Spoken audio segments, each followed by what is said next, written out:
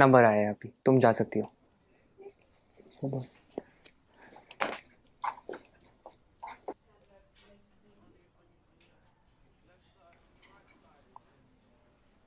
आप software engineer हो क्या? आप लोगों ने देश में कितनी तरक्की लाई है, सब कुछ कितना एडवांस हो गया है। थैंक्स। आप लोगों को देख के तो मैं एकदम हैरान हो जाता हूँ। आप कंप्यूटर में अंदर कुछ कोड करते हो और बाहर दुनिया बदल जाती है। इतना आसान नहीं है दोस्त, ये कुछ कोड का काम नहीं है, काफी मेहनत जाती है इसके पीछे। कॉम्प्लिकेटेड है, काफी कॉम्प्लिकेटेड। वाकई, इसीलिए तो आपको इतनी तनख्वाह मिलती होगी ना। Why does everyone just sees the money in it? इसके पीछे की मेहनत कोई नहीं देखता। हम हिंदुस्तानियों की सोच ही छोटी है।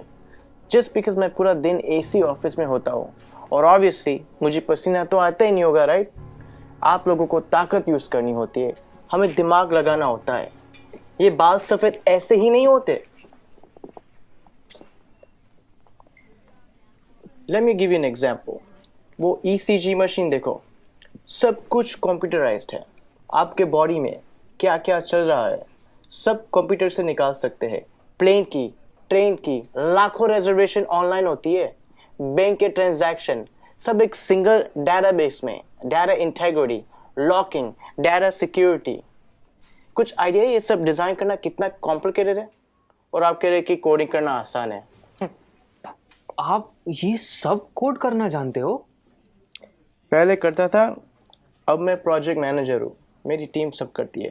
ओह, तो अब काम आसान हो गया होगा। इस फील्ड में कुछ आसान नहीं है, जितना ऊपर जाओ उतनी ही रिस्पॉन्सिबिलिटी बढ़ती है, काम बढ़ता है, स्ट्रेस बढ़ता है। कोडिंग और डिजाइनिंग ये फिर भी आसान है, लेकिन अब मुझे पूरी टीम संभालनी पड़ती है। 10 लोगों को हर रोज जवाब देना होता है, क्वालिटी मेंटेन करनी होती है। 2 घंटे ईमेल ना चेक करूं तो लोग पैनिक करने लगते हैं। एक साइड से रिजल्ट का प्रेशर होता है और दूसरी साइड को कस्टमर को रिप्लाई करना होता है। रिक्वायरमेंट्स बदलती रहती है और यूजर्स को कुछ और चाहिए होता है, और आपका बॉस कभी सेटिस्फाइड नहीं रहता है।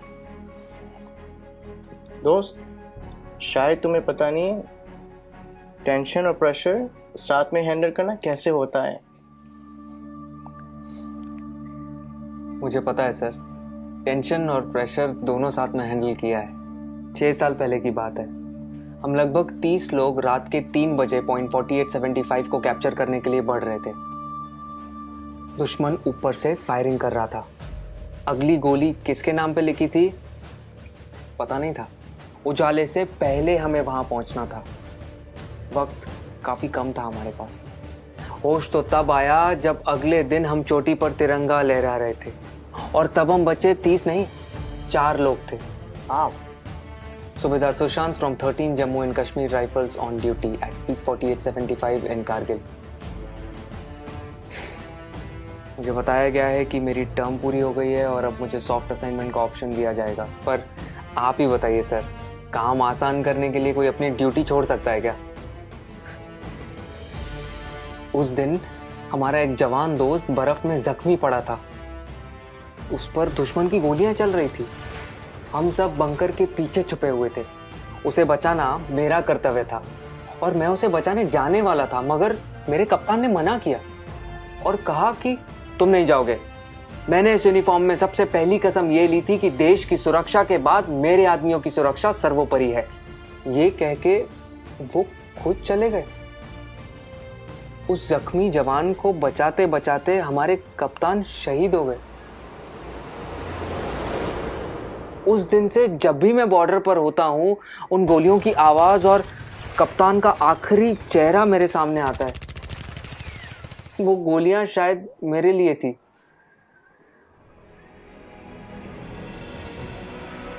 टेंशन और प्रेशर दोनों के साथ काम करना जानता हूँ मैं। Sir, can you please go on? Yeah, sure. It was nice meeting you. Thank you for your service. जय हिंद। जय हिंद।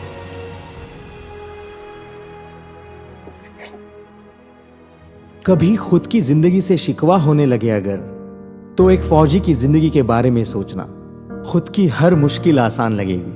जो खुद की सांसें दांव पर लगाकर पूरे देश की सांसें चलाते हैं, हर वक्त जान हथेली पर होती है फिर भी हमेशा मुस्कुराते रहते हैं। जिन्होंने डर को भी डराया है और देश के लिए जीना क्या होता है, ये इन सरहद के पहरेदारों ने हमें सिखाया है। तो अगली बार जब कोई चुनौती तुमसे तुम्हारा सुख चैन छीनेगी, तो एक फौजी की जिंदगी के बारे में जरूर सोचना। खुद की हर मुश्किल आसान लगेगी।